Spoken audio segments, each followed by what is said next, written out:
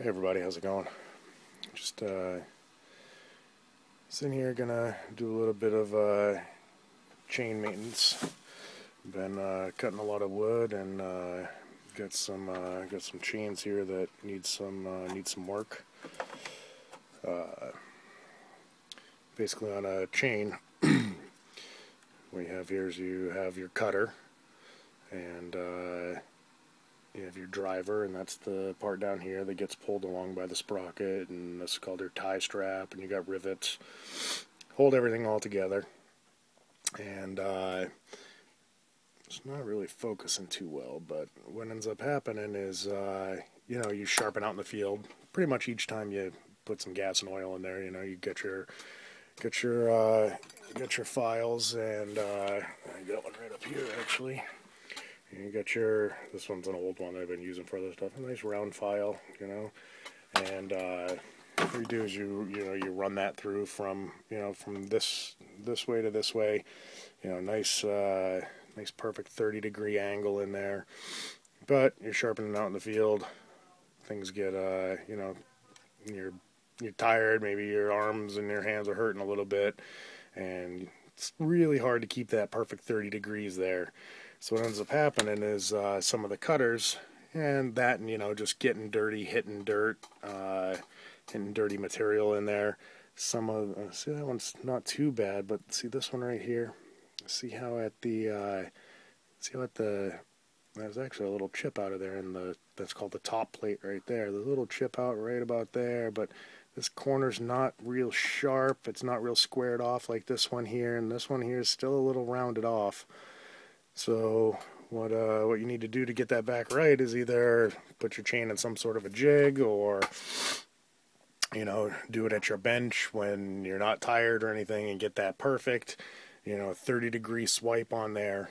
Or you can save yourself some time and got a chain grinder here, and what that does is this leans at actually a 60-degree angle.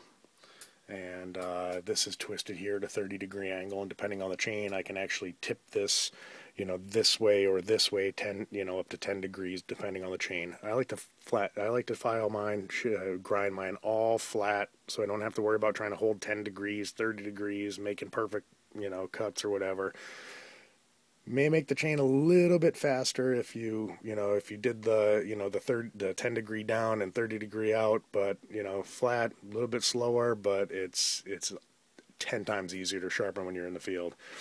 So anyway, I got the grinder here, and it's got the ceramic discs, and these actually come squared off actually. So you get your little dressing stone, they call this, and you dress, as this is running, you dress this to a perfect profile going around so that it matches the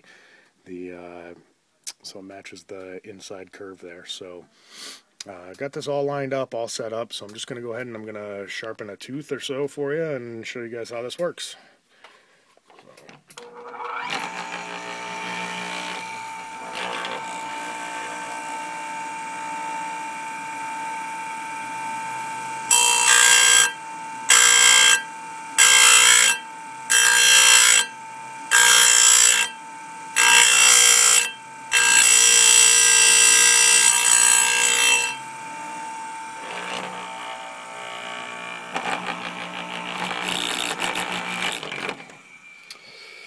And there you have it. I don't know how well you're going to be able to see that, so let me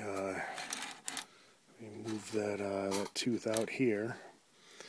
But if you saw before how kind of rounded off the teeth were, and this one's it's got the nice perfect 30-degree angle and nice and cleaned up and everything. So anyway, that's what I'm up to, and I'm working on that and making sure I'm getting my firewood in for the year. So if you guys have any questions, post them right down there in the comments, and I'll try to get back to you.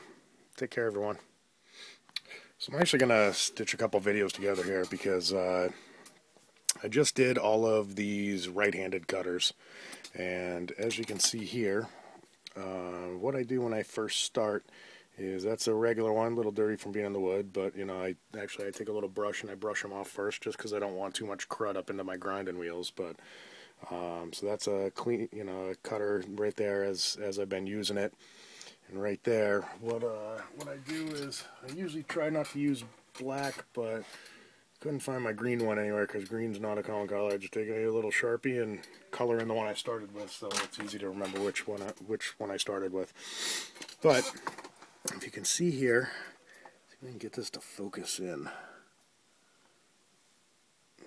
No, you can see the cutter inside there and how it's it's kind of dulled out and everything. Let me see if I can get a shot of that clean and freshly sharpened one. Where'd it go? I'm gonna pull it out here.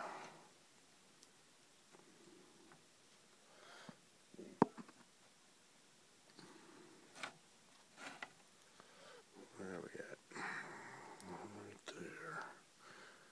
See how much more that one's shining than the other one? Shiny. Not so shiny. Shiny one behind it. It's because I cleaned that all out, gave it a nice perfect edge and everything like that. The other thing that this does for you too is it has a stop mechanism here so that the chain pulls right up against the cutters against this. You lock it into place. The chain can't move, and then what it does is this right here. Not this, but this back here, this adjusts how far forward this is pushing against each one of the cutters.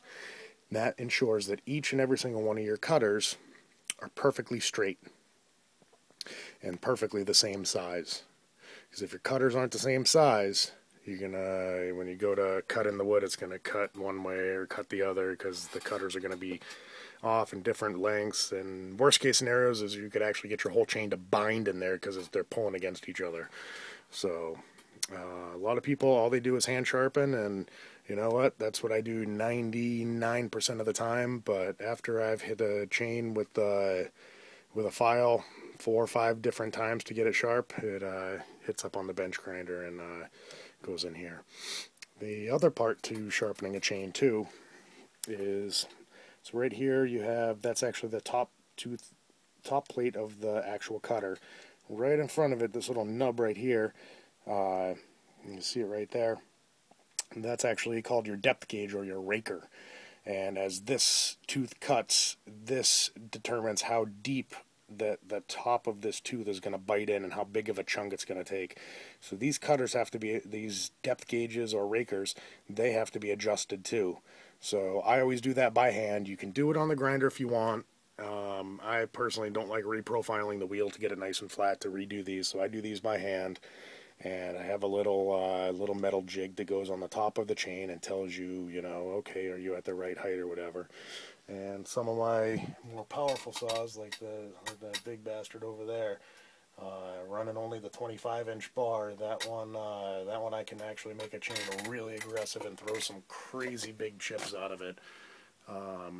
That's actually all I'm running on there right now, and what I usually have on that is a 25-inch bar. And this one will actually, it'll pull that 42-inch guy in the back there. It's almost a 4-foot bar.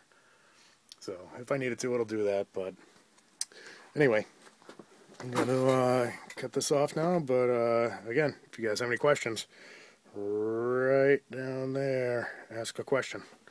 So take care, everyone.